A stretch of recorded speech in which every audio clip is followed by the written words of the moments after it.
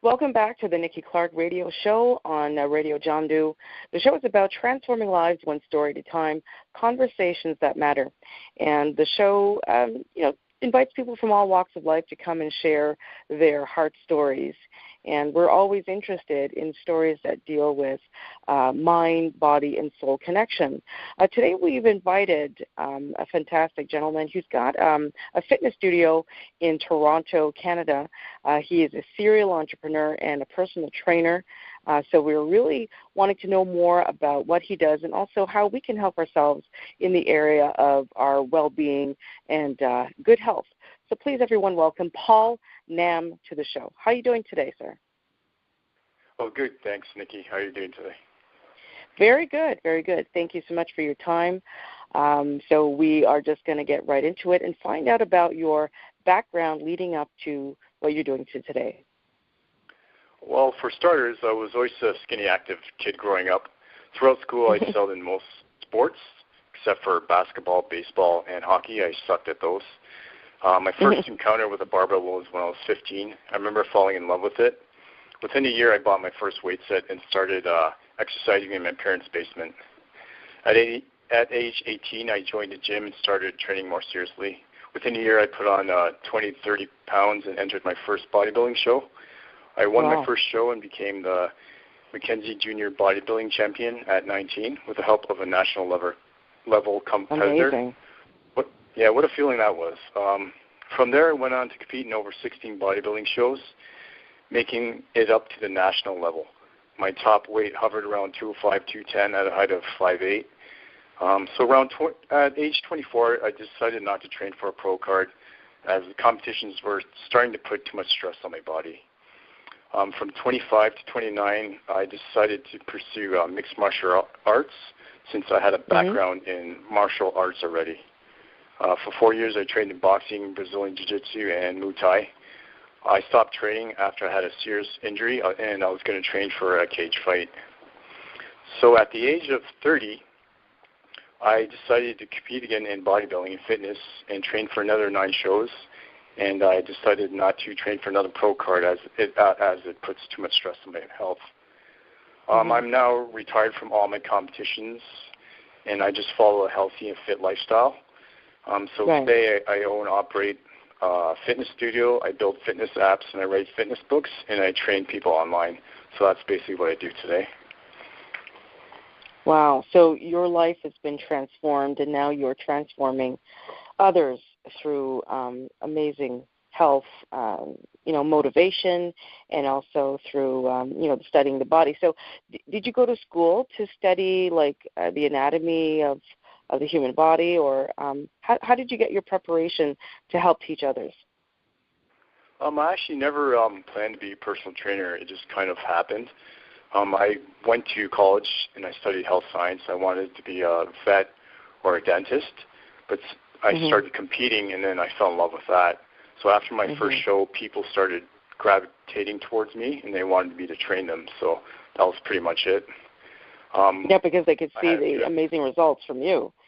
So you were like a walking billboard of, excellent health. Exactly. The competitions itself were very strenuous, and what I was doing was not healthy. So the business I have today, it taught me to be a lot more healthier and just to make better conscious choices. Okay. So what are some of the things that you have to do to prepare yourself for training? Because you said that there's some areas that are not healthy. So what were some of the things that you did? I had to drink 2-3 gallons of water a week before the show, and then I would have to dehydrate my body. And a few nights before, you don't sleep properly, and then you would have to you'd have to just train through being tired. You'd have to push your body mentally and physically through everything, and that's actually puts a lot of stress on your body. And then you eat basically just carbs and protein, and you eat very little food. You're in a very strong calorie deficit to achieve 6% body fat, and that's actually not healthy for you too. Okay. In such in an expeditious manner, to get it done so quickly, I imagine puts a lot of shock, especially on the heart, right? Yeah, for 10 weeks you have to train hard. And any type of high-end training, athletic training, is not good for your body in the long run. That's why you see a lot of Olympians, they injure themselves. A lot of competitive bodybuilders, when they're older, some of them have a lot of heart conditions and stuff. So that's something I didn't want. Mhm.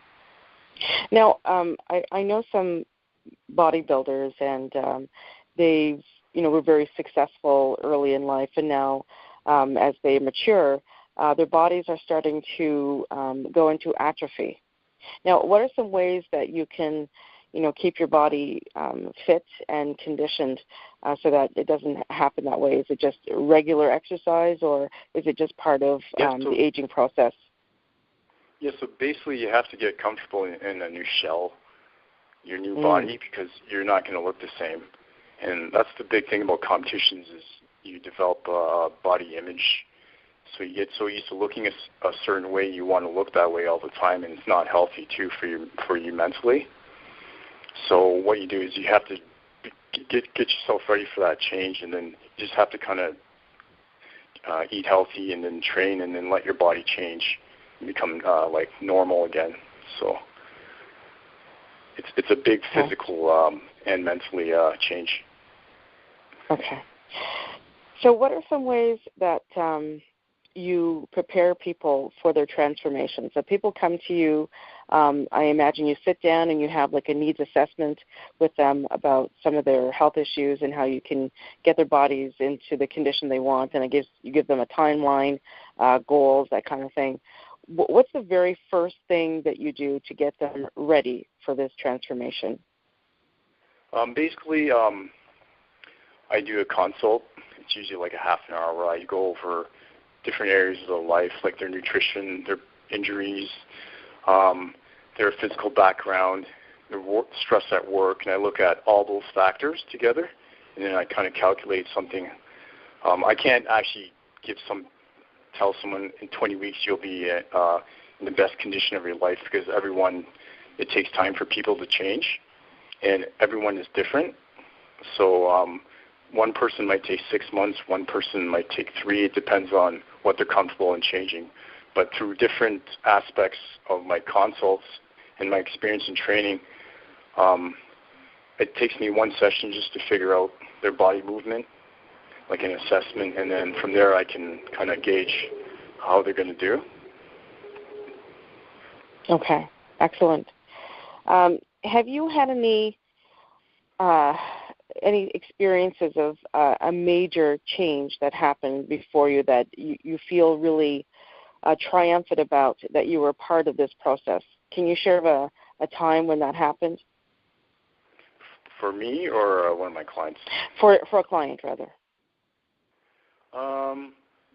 Well, since I've been training people for like 20 years, I've seen a lot of changes. I guess the biggest change I've seen was someone was like 320 pounds that came to my studio, and she was just having so many health problems, and so I ended up training her for just a few months, and she lost like 40 pounds, but she felt a lot better, and I don't know what happened after. She couldn't continue the training, but within the change, I saw a lot of positive aspects.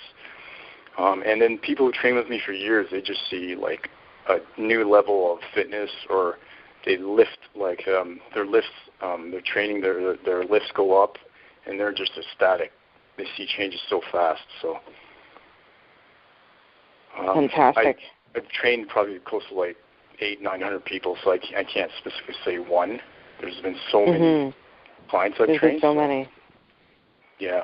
Fantastic. Well, I mean, that speaks to you, who you are as a motivational leader, and how you're good at helping people to stick to their program. I mean, what I understand too is that any type of transformation, not 70% of it has to do with nutrition. So I imagine that you have to sit down and also go over meal plans with them for them to get whatever goal they want to achieve. Yes. Is that true? Yes, I'm a certified nutritionist and a sport consultant. And since I competed in so many shows, I have more experience than the average trainer when it comes to fat loss and gaining muscle.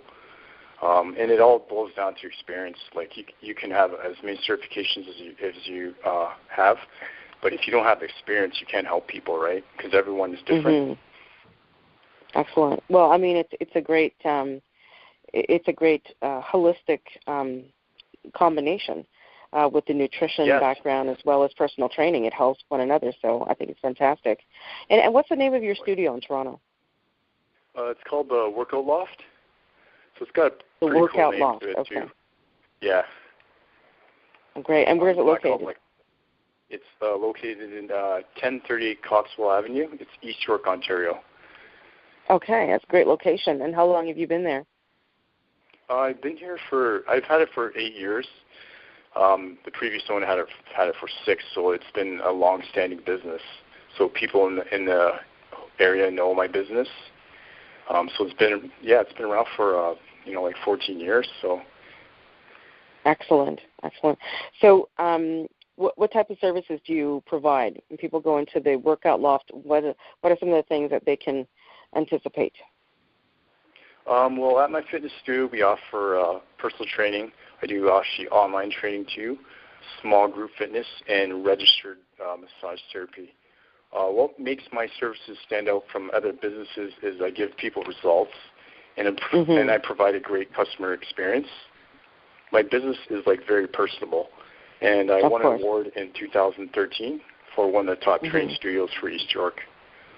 Excellent. I know all my clients. I talk to them. I keep strong level of communication with everyone, and everyone here is pretty much happy. So that's definitely one of the key to having a successful business, right, is a positive environment. So. Yeah, definitely. Well, and what it does is word of mouth referral is huge. It's 10 times more effective than paid advertising. So when people have a really great experience and they refer you, then it just spreads like wildfire, and then just continues to uplift your reputation as a business owner. So it's a fabulous thing to understand that it's all about what the customer wants and to keep them happy. So that's an amazing formula that you've got for success. So I am really pleased that we have this time to share a little bit about what you do. And how can people connect with you on social media? Where can they find you? On social media, you can find me on Facebook. So basically, you can just go to my website. It's www.theworkoutloft.com. And if you go there, you can see all my social media icons. There's Twitter, there's Instagram, Facebook, and YouTube. So you can see what I'm all about.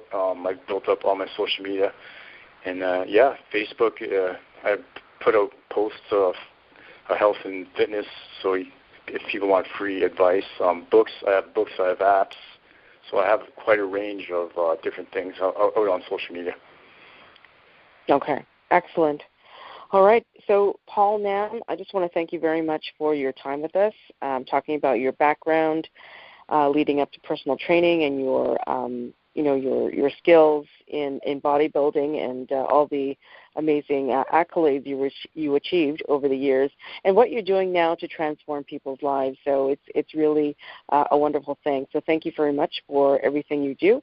And you've been listening to the Nikki Clark Radio Show on John Dew Radio, and we've been chatting with fitness expert Paul Nam. So please go check him out on social media.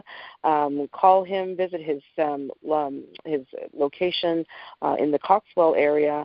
Called the Workout Loft. You will not be disappointed. He's definitely results-driven and will help you to achieve the health and balance that you deserve in your life. So thanks a lot again, Paul, and we'll chat again soon. Looking forward to seeing you soon on the Nikki Clark Show stage. Thank you, Nikki. Have a good day. You too. Take care. Bye-bye.